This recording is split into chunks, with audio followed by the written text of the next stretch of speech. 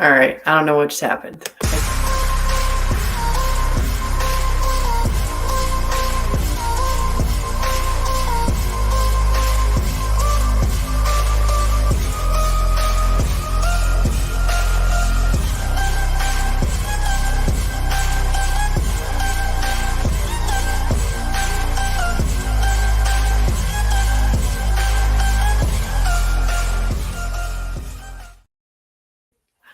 Hi, everyone. I am here in the closet now. I realize it probably reverberates even worse. But anyway, y'all let me know if the sound is awful or not. It is Suicide Prevention Saturday, and I am not at a Great Start Shooting School. I am at Stoneleigh Burnham School in Greenfield, Massachusetts, which is where I graduated from. That's the high school thing. And we are here for our 35th reunion. So tonight, I don't know. It's going to be a little bit shorter because I got girls waiting for me, but I would not miss you guys. So thanks for Paul Lathrop, who is here in the chat. And yes, I know he's going to get a banana split. Gunpowder Beauty, thanks for being first. I think this is your first time being first, or at least that I'm aware of. Mike White, thanks for checking in at the Bullet and over here. So why are we here Suicide Prevention Saturday? Because 2 of every 3 gun deaths the CDC tells you about are suicides. And if we really want to save lives, we really have to talk about suicide prevention, because not only could we save lives of those who commit suicide with a firearm, but all the other people in all the other ways. And wouldn't it be nice if we lived in a world where mental health was something we talked about on a regular basis and was able to help people on a regular basis? So with that, G-Webs, I see you are 3rd on the thumbs up over on the YouTube side. Thank you. And yeah, I don't know what this comment is, but GPW, you're going to have to explain that. What are fur missiles out to potty? Oh, wait, I got it now. Sorry. Yeah, I won't even tell you what I thought that meant. But anyway, see, when we were potty training kids when they're little, you put Cheerios in for them to hit. So I was thinking the missiles were something that you flush down a toilet. Anyway, let's see. C&T, nice to see you over here. Just coming over from the Daily Bullet over at Second Amendment Foundation. And I think I'm through everybody. Oh, gosh. And I just highlighted everything. Oh, there's my DJ. I realize he's not here with me because I forgot to send him the link. I apologize, DJ. Because I'm like, where is he? Then I'm like, oh, yeah, that'd be my fault. So with that, I have no idea what tonight is. Oh, yes, that's right. I said I didn't know because this was going to be here at Reunion. So let's talk about it. The reality of it is I do Suicide Prevention Saturday because I came here. And Guns and Barbecue is even out there. Audio is thumbs up. And now I can't. DJ, I should have said this to you because I know I'm trying to figure out how to take your thing down. So anyway, banner. Oh, yes. Thank you, sir. I will. Yeah, multitasking. See, this is the challenge of not having my assistant here. Banner. Yay. I don't know how to get rid of your we, but there is that. So we're just going to look at DJ saying we all night long. So I can at least change it. I just don't have, then I can hide. There we go. All right. So what do I mean we are all here because I went to school here? Well, when I was in high school, I was suicidal. And here I am back at Reunion. I am not currently suicidal. But had I not had my formative years here in this school, I wouldn't be doing Suicide Prevention Saturday, if that makes any sense. So, that whole thing, that what doesn't kill you makes you stronger? That would be this, because I didn't go ahead and go through any of the actual ability to take my own life. I had a plan. I knew how to make it look like an accident. I would make sure that no one would have ever known that I had had suicidal tendencies because I didn't want to hurt anyone. So because of all of that, when I got out of high school is when I started going to counseling and learning that, having a plan how to kill yourself, not actually normal. However, it was my normal at the time. So I didn't really think anything of it. It's like, yes, I thought about it. Yes, I was sad and depressed. Did I follow through on any of it? No. So I didn't think it really mattered until I started going to counseling. And like, no, you should not have a plan to take your life. No, you should not have a plan on how to make it look an accident. You should be healed. You should be taking care of yourself so that you know you are worthy. So I'm checking in with all of you guys tonight because you guys are always here. And some of you watch this on replay, and I thank you for that as well. And the likes and the shares and all of that is always helpful. But life is hard. It just is. There is no easy button. You must have the darkness to find the light. The darker your life goes, the brighter your light shines. I have a friend of mine who just celebrated, I want to say his 35th. Which is not just because we're at my 35th reunion, but I think this is like his 30th year sober. And he was someone who almost died because of his alcohol and drug addiction. And he had nothing left. And AA saved his life. And so this is where the darkness is where the light comes from. So many people think that life is supposed to be good and easy. And if I get everything I want, then it's just going to be better. And the truth is, our muscles and whether it's emotional or physical, our muscles are built under stress and strain and the difficulties.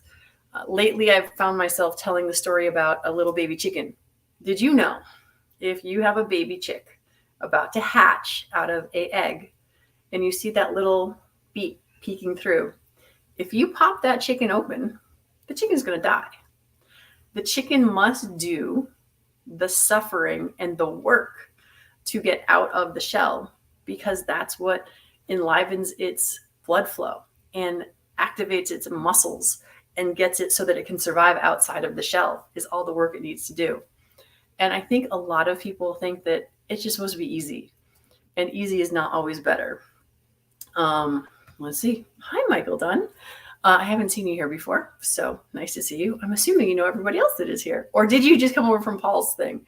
I don't know, because I know people were asking. So, all right.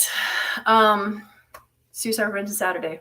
If this is your first time here, thank you for joining us. Thank you for coming over from the Daily Bullet and catching me live here. Any questions, let me know. Like I said, I wasn't planning on going on really long tonight, simply for the fact that I do have a party to get to, for real. But since 2018, I have been coming on here every week, sometimes on Sunday, because life does not always go according to plan. But for the most part, I am here on Saturday nights. What do you mean you did not know that? Oh, yes. Sorry, about the chicken. I'm assuming that's what you didn't know yet. And this is the other thing. When stressful things happen, it's super important to remember to learn something new every day. Just like just like the chicken, we must struggle, we must learn, we must understand there's always another way. And I think that's also one of the things that I have learned from my depression and when I was suicidal about there's always a way to look at it different.